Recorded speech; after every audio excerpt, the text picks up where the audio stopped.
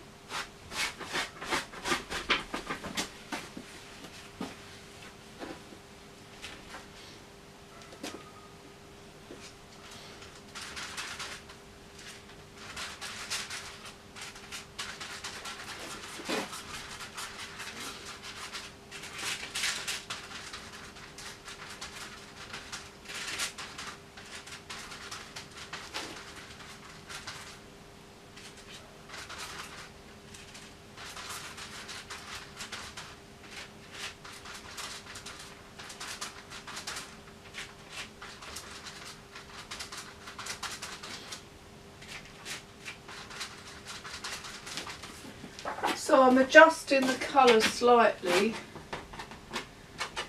It's still quite a light colour, but gradually starting to bring in these more subtle colours.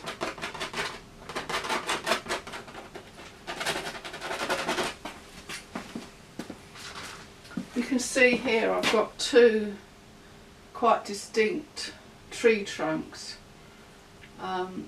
which stand out more now I've got the lighter colour around them, and I'll be working on those a bit later on. There's other tree trunks around them which I can sort of start to bring in now with this colour, lighter in colour, lighter in tone, and they're a bit further away, and so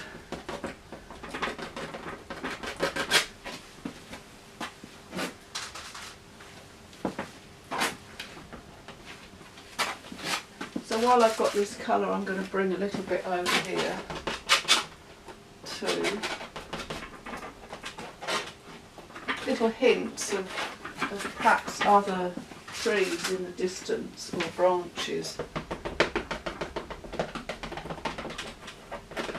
And sometimes you'll pick up a texture and it will hint at perhaps a branch or something, just the way the texture is on the canvas, which I love in this sort of painting. You've got a subject which is full of texture and different layers within the woods. So with this style of painting, it lends itself to this subject. And there's another hint here of a tree. They're not as predominant as these, but they are there, a bit further away.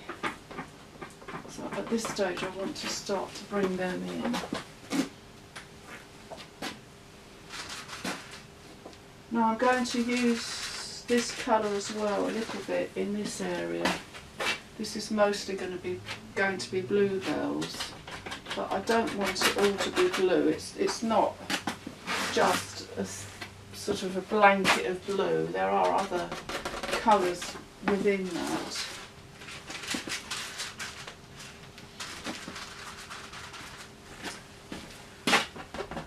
So a good time now to get some of these underlaying colours, if you like, creating more layers.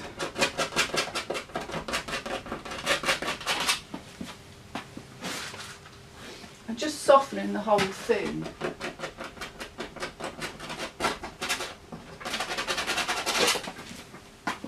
None of the paint is particularly thick at this stage. It's going on, leaving some of the acrylic to show through.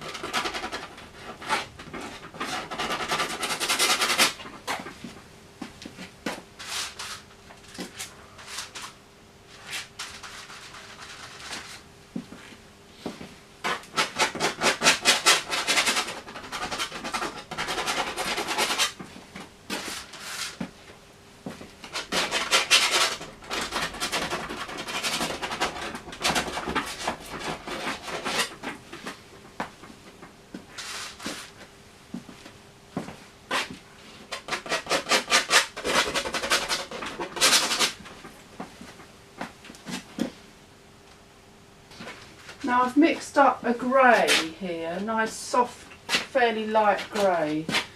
On my channel you'll find a little video, just a very short video, on how I mix greys, so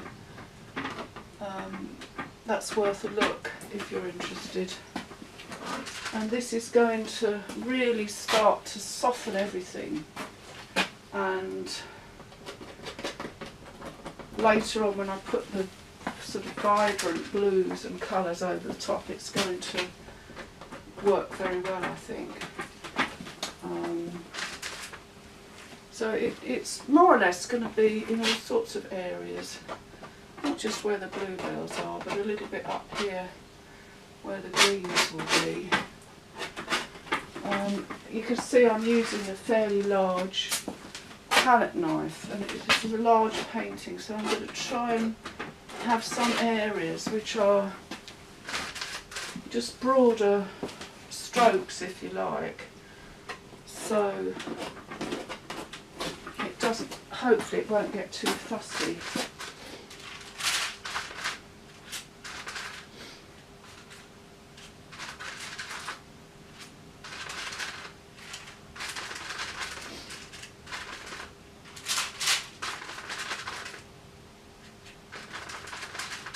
So when you're mixing greys like I am, they can be all sorts of different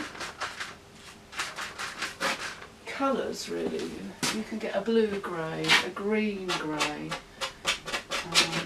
very subtle changes of colour.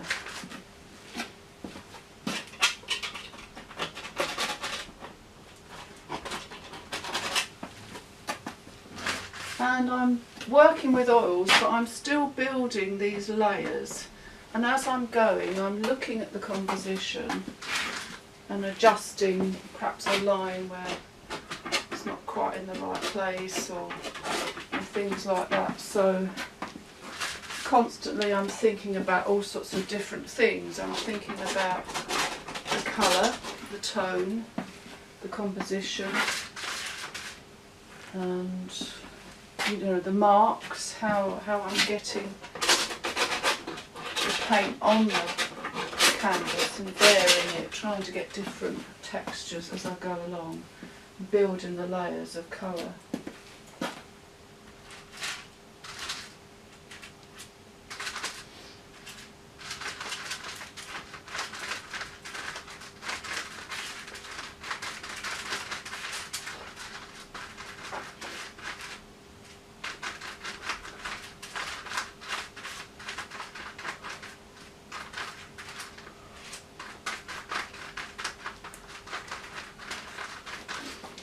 Just now, just mixed up a very, very, very pale green, which lovely, lovely, cool, soft green. And I'm starting to bring this in now, the greens in a little bit, and sort of the greens that are further away are quite cool and very soft and pale. So I want to get that in. Now, there's also some light areas down here where there are some of these soft greens coming, so I'm going to, as I said before, bring the colour throughout the painting so we get little hints of it coming through. So up here there's a lot of pale greens, a lot of light, so this branch I'm going to do a bit later on, so I'm working around that, bringing these lovely soft greens and greys in.